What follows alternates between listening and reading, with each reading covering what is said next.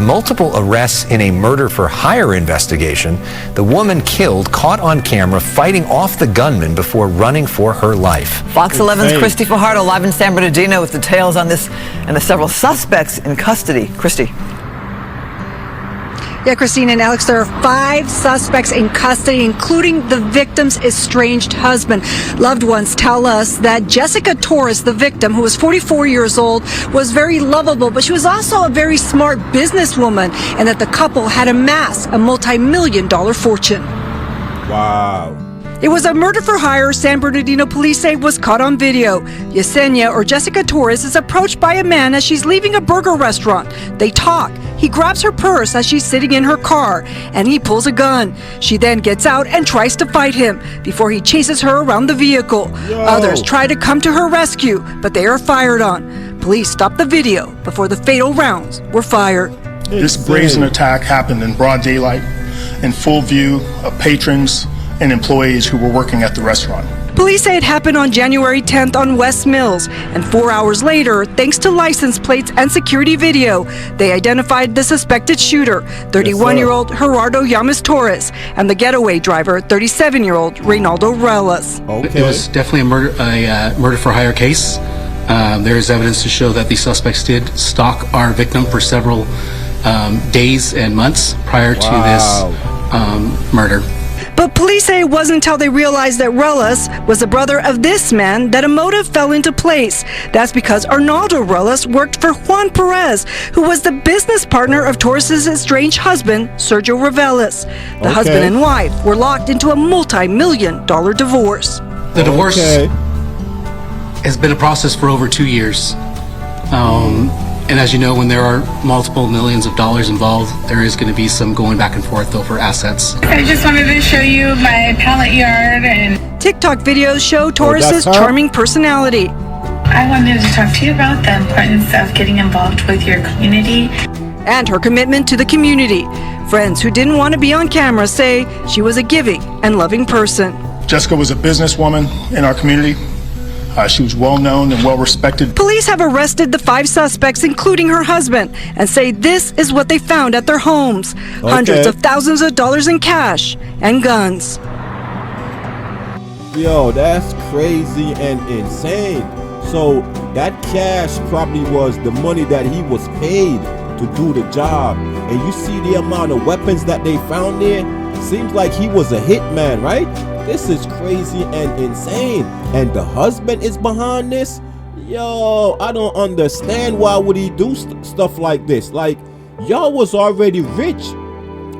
They said she was a multi-millionaire. She have a lot of businesses that's doing very well. And you the husband. So it's both y'all. And y'all crazy, bro. Why would you trying to kill her? Just have a decent divorce and however the money splits up, y'all should be okay, right? Yo, greed. Dude want to save most of the money for him and the new girl. This is crazy and insane. I hope you get everything you deserve, my brother. But let's move on to the next story.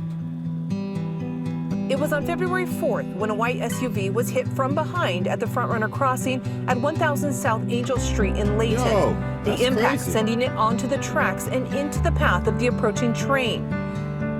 Yo, you see that, my people? That white truck just hit that car right there and pushed it ahead onto the train tracks. That's insane. Yo, that white car right there, though, he need to reverse, break through them barriers, or drive straight ahead, bro. Just don't stay right there. You feel me? This is crazy. I think that driver panicked or so. Let's find out what happened. The driver puts the vehicle in reverse and stops after hitting the safety arm. In the heat of the moment, panic of the moment, they jumped out of the car, and then the train hit the car.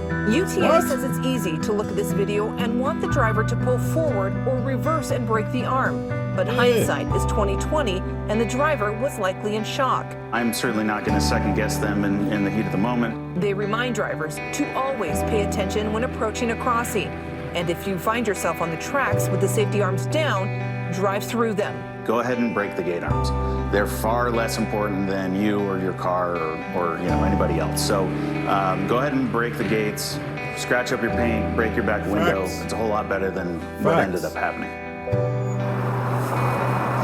Now, UTA is looking at over $100,000 in damage to their train. And remember, the woman's SUV was destroyed, as was the crossing arm and the pole that it was on, but that was repaired within 24 hours. Danny, as we send it back to you, after looking at this video, it's pretty remarkable with all that debris flying everywhere that nobody was hurt as a result of this collision. Yo, this is crazy and insane, my good people. Whoever was driving that car that got bumped onto the track, yo, they not smart at all. Cause all you have to do is just drive straight ahead. I'm not gonna leave my car right there so the train could total it. You know what I'm saying? Yo, I'ma reverse through the barriers. You know what I'm saying? Your car could break through those. You was almost doing when you decided to stop and get out your car. That makes no sense, right? Or it was no barriers in front of you. You could have drove your car forward, away from where the train was at, and just keep going. But you decided to panic and just stay on the track and ruin your car? It must be an insurance job. Yo, this is crazy. And what again nobody not talking about is the truck that bumped that car onto the track. That truck need to get in trouble as well. That's like a hit, right? I don't know if they stay there. Could be a hit and run. I don't know when, you feel me? I don't know if he reverse, turn around and bounce. They wasn't talking about that. This is crazy and insane. But let's move on to the next story. Welcome back in. Imagine driving down the highway and a car falls off the overpass above you. Well, that's exactly what happened in Sacramento.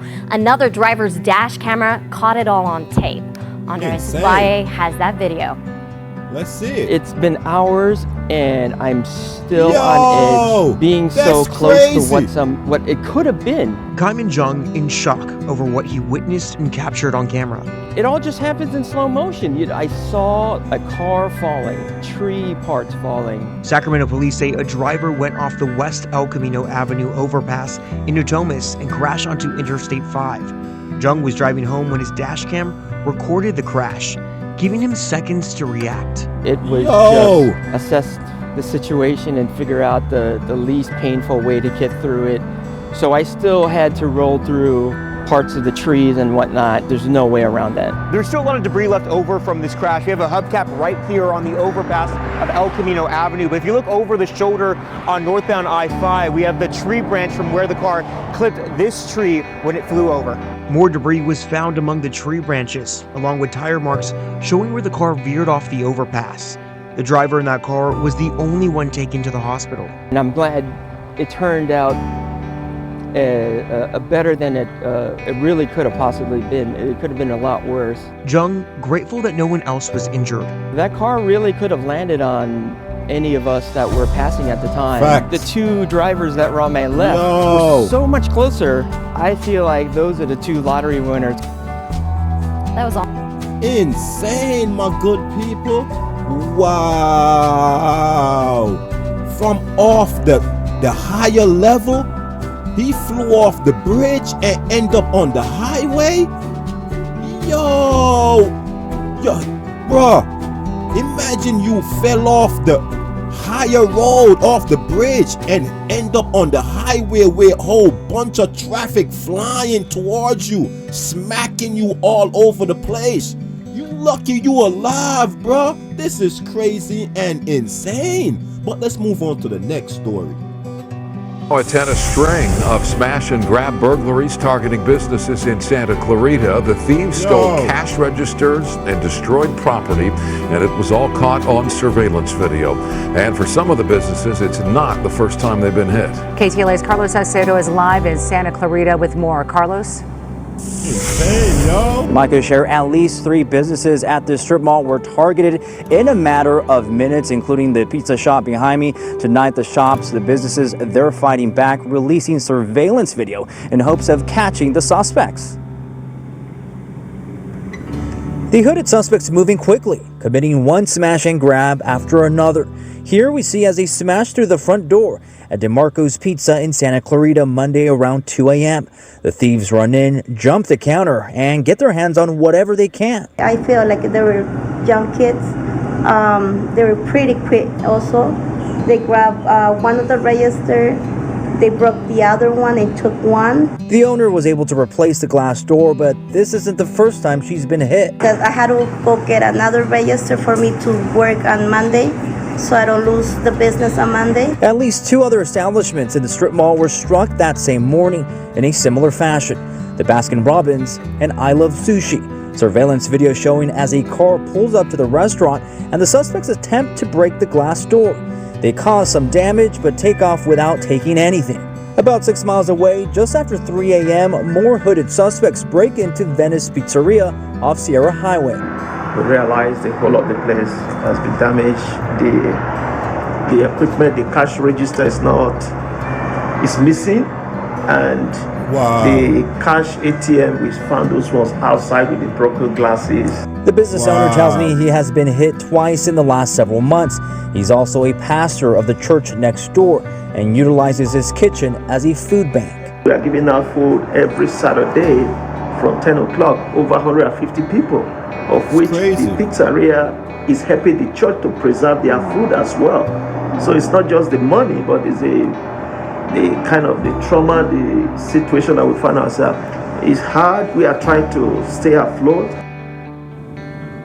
Yo, it's crazy, yo. All that he's doing for the neighborhood, you know what I'm saying? And they still breaking inside his business, robbing him, taking his cash register, the ATM machine. Yo, burglarizing his store. He gotta fix the glass, spend money for this, spend money for that. Yo, it's crazy and insane, yo.